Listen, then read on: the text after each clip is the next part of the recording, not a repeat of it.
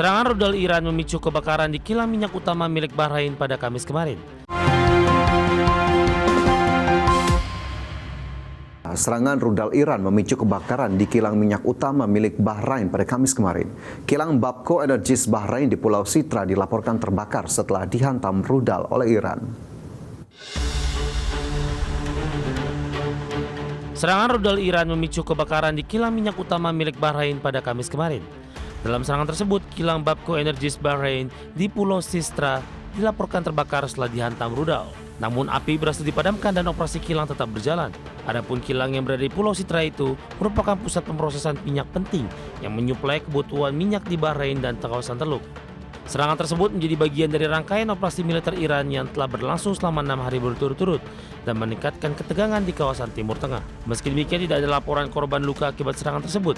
Di saat yang sama, serangan rudal Iran juga memicu ledakan di wilayah Tel Aviv, Israel.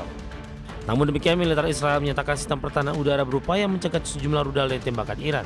Meski sempat menimbulkan kerusakan pada beberapa bangunan, otoritas tempat memastikan tidak ada korban jiwa dalam serangan tersebut. Berbagai sumber ada Channel. Konflik di Timur Tengah dipastikan akan berdampak pada peta perdagangan internasional. Guna menghindari dampak berkepanjangan, pemerintah melalui Kementerian Perdagangan akan mengubah peta perdagangan internasional dengan membuka peluang pasar baru bagi negara lain, salah satunya dengan merambah pasar ekspor baru di kawasan Asia Tenggara dan Afrika untuk mengisi kekosongan yang ditinggalkan negara-negara pemasok yang terdampak perang.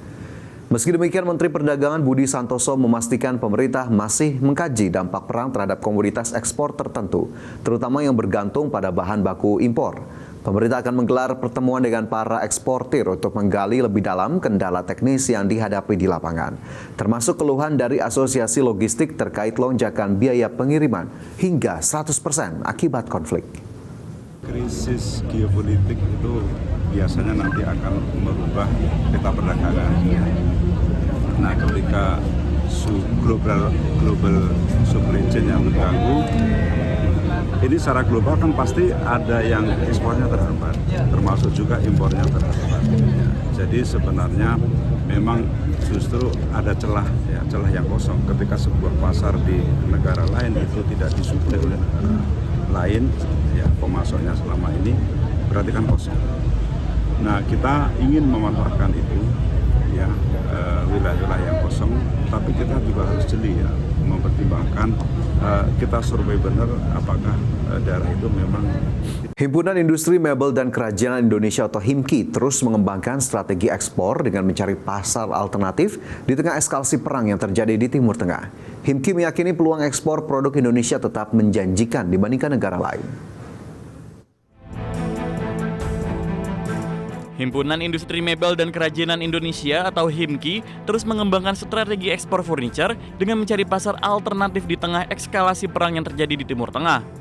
Selain itu, HIMKI terus memperkuat jaringan perdagangan internasional. Menurut Ketua Umum HIMKI Abdul Sobur, melalui pendekatan ini para pelaku usaha dapat memanfaatkan peluang yang ada meski kondisi geopolitik global tidak stabil. Langkah ini juga memperluas akses pasar baru bagi industri furniture dom.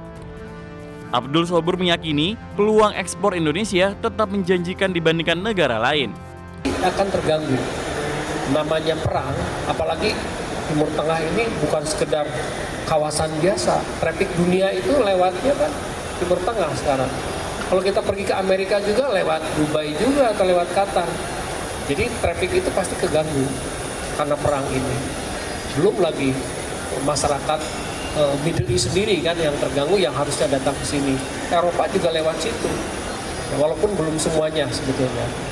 Para pelaku usaha optimis, ekspor industri furniture nasional dapat mencapai 6 miliar US dollar per tahun dalam 5 tahun ke depan, seiring besarnya potensi pasar furniture global serta dukungan pameran internasional. Jakarta, Ade Firmansyah, IDX Channel. Pemirsa, cadangan devisa periode Februari 2026 berada di posisi 151,9 miliar dolar Amerika Serikat. Posisi ini menurun 2,7 miliar dolar Amerika dari posisi cadangan devisa Januari yang berada di level 154,6 miliar dolar. Penurunan ini dipengaruhi pembayaran utang dan stabilisasi rupiah. Bank Indonesia melaporkan bahwa cadangan devisa Februari 2026 berada di posisi 151,9 miliar dolar Amerika Serikat atau turun 2,7 miliar dolar Amerika Serikat dari posisi Januari 2026, yakni sebesar 154,6 miliar dolar Amerika Serikat. Penurunan posisi cadangan devisa ini dipengaruhi oleh penerimaan pajak dan jasa serta penarikan pinjaman luar negeri pemerintah, di mana kondisi penurunan tersebut terjadi di tengah pembayaran utang luar negeri pemerintah dan kebijakan stabilisasi nilai tukar rupiah sebagai respon Bank Sentral dalam menghadapi ketidakpastian pasar keuangan global yang tetap tinggi. Kepala Departemen Komunikasi Bank Indonesia Ramdan Denny Prakoso mengatakan posisi cadangan devisa pada akhir Februari 2026 tersebut setara dengan pembiayaan 6,1 bulan impor atau 5,9 bulan impor dan pembiayaan utang luar negeri pemerintah.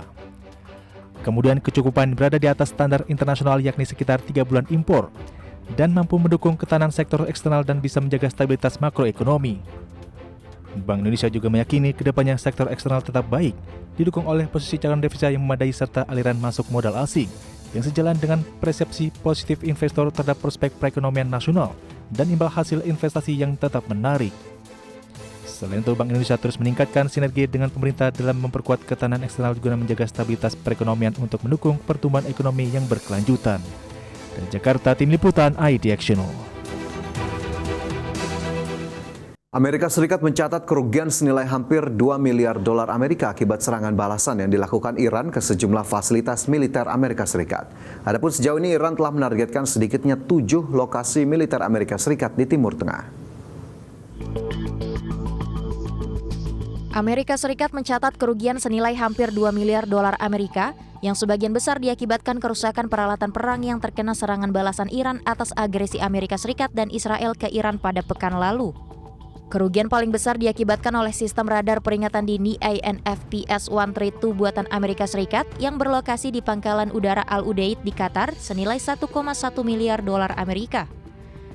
Sistem radar tersebut terkena serangan oleh Iran pada Sabtu pekan lalu, yang kemudian dikonfirmasi Qatar telah mengalami kerusakan. Di hari yang sama, Iran menyerang markas armada kelima Angkatan Laut Amerika Serikat di Bahrain. Serangan tersebut menyebabkan kehancuran pada 2 terminal komunikasi satelit dan beberapa bangunan skala besar. Kemudian pada hari Minggu pekan lalu, 3 pesawat F-15E Strike Eagle dinyatakan hilang dan hancur akibat tembakan salah sasaran Kuwait oleh angkatan udaranya. Adapun biaya penggantian pesawat tersebut diperkirakan mencapai 282 juta dolar Amerika. Sejauh ini Iran telah menargetkan sedikitnya 7 lokasi militer Amerika Serikat di Timur Tengah sejak Amerika Serikat dan Israel mulai melancarkan serangan terhadap Iran.